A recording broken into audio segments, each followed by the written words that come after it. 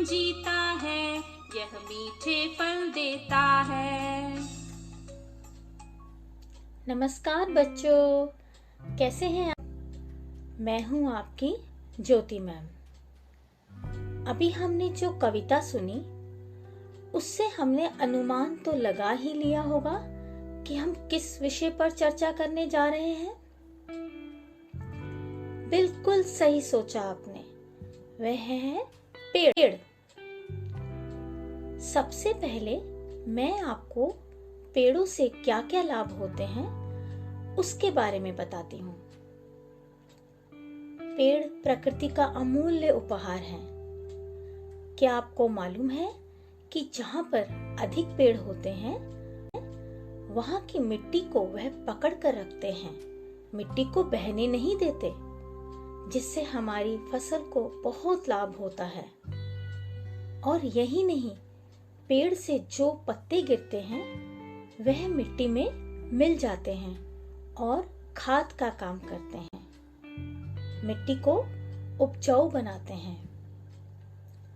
अत्यधिक गर्मी हो जाने पर पेड़ हमें शीतल छाया प्रदान करते हैं। पेड़ हमारी धरती को हरा भरा और स्वच्छ रखते हैं और हमारे पर्यावरण को रखते हैं। पेड़ों से हमें खाने के लिए फल, सब्जियां, दाल, अनाज, मसाले, कपड़ों के लिए सूत, फर्नीचर बनाने के लिए लकड़ियां, दवाइयां और जड़ी बूटी प्राप्त होती हैं। यह वातावरण में उपस्थित हानिकारक कार्बन डाइऑक्साइड लेते हैं और ऑक्सीजन प्रदान करते हैं, जिससे कि हम स्वच्छ सांस ले पाते हैं।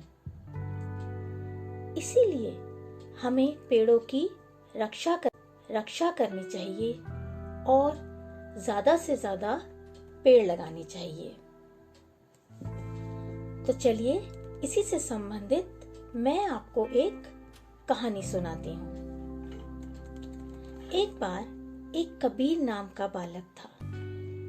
उसके बहुत सारे पेड़ थे और वह उन पेड़ों के मीठे मीठे फल खाता, उस आंगन में खेलता कूदता, पेड़ की शाखा से लगे झूले पर झूलता, पेड़ों पे रह रहे विभिन्न प्रकार के पक्षियों की आवाजें सुनता और बहुत खुश रहता। इसी तरह से खेलते कूदते दिन महीनों और महीने सालों में गुजरते चले गए, किंतु उसके पेड़ उसी तरह से खड़े रहकर पशु पक्षियों का बसेरा बने रहे। समय रहते कबीर भी बड़ा हो गया और उसने सोचा क्यों ना ये पेड़ कटवाकर अपने घर को और बड़ा किया जाए। अगले दिन अपने इस फैसले को पूरा करने के लिए उसने पेड़ काटने के लिए कुछ मजदूर बुलवाए और उनको पेड़ काटने का निर्देश दिया। लेकिन यह क्या, उन मजदूरों को देखते ही सारे पक्षी जोर जोर से चिल्लाने लगे। ऐसे लगने लगा मानो रो रहे हों। पेड़ की शाखाएं भी नीचे की तरफ झुक गईं।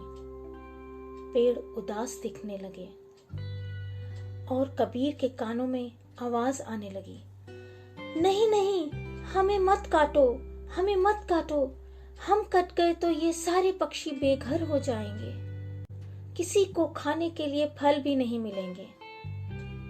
इस तरह की आवाज सुनकर कबीर घबरा कर उठ गया और बोला, अरे यह तो सपना था। किंतु वह सोचने लगा, बात तो बिल्कुल सही है, अगर मैंने पेड़वा दिए तो पक्षी बेघर हो जाएंगे, खाने के लिए भी किसी को फल नहीं मिलेंगे, ना ही पेड़ों की शीतल छाया मिलेगी। उसने तुरंत अपना फैसला बदल दिया और कहा, अब ये पेड़ नहीं कटेंगे। तो बच्चों, आप लोगों को समझ तो आ ही गया होगा पेड़ हमारे लिए कितने महत्वपूर्ण हैं। हमें पेड़ बिल्कुल नहीं काटने चाहिए और ज्यादा से ज्यादा पेड़ लगाने चाहिए। तो आओ हम सब मिलके प्रण करते हैं। पेड़ ना कोई कटने पाए, जंगल अब ना छटने पाए, मिलकर हम सब ये कसम खाएं, आओ मिलकर पेड़ लगाएं। चलिए एक बार।